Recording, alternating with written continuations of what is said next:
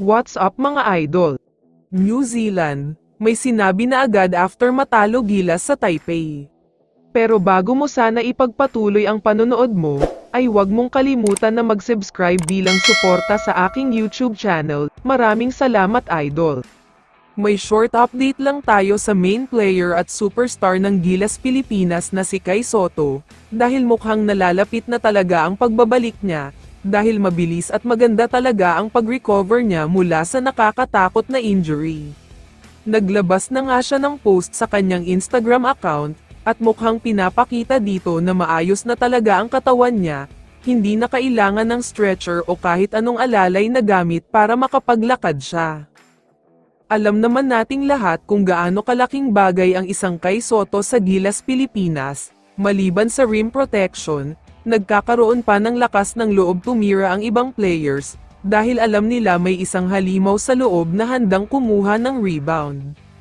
Samantala, lumipat na tayo ngayon sa much-awaited game sa pagitan ng Gilas Pilipinas at Chinese Taipei, isang mainit na simula para sa home team, dahil 5-0 agad ang ginawa nila, hirap na hirap talaga ang Gilas dito. Pero maagang takeover mode agad itong si Justin Brownlee. Sunod-sunod talaga ang pagpasok ng mga tira niya, first quarter pa lang ay umabot na sa 14 points ang ginawa niya, wala talagang makapigil sa kanya.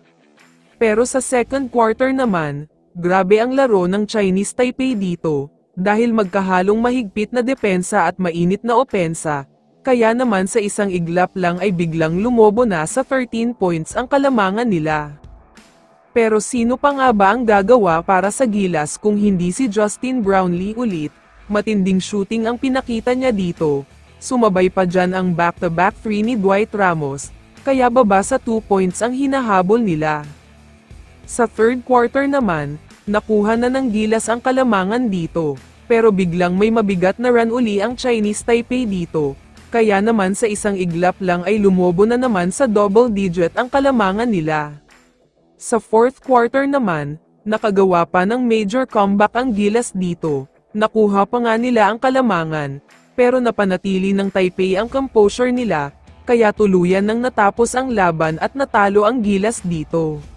Samantala, after naman ng laban ay may sinabi ang New Zealand, ayon sa kanila ay hindi daw nila inasahan na matatalo ang Gilas sa Chinese Taipei, kaya mukhang sure win na daw sila sa magiging laban nila sa February 23.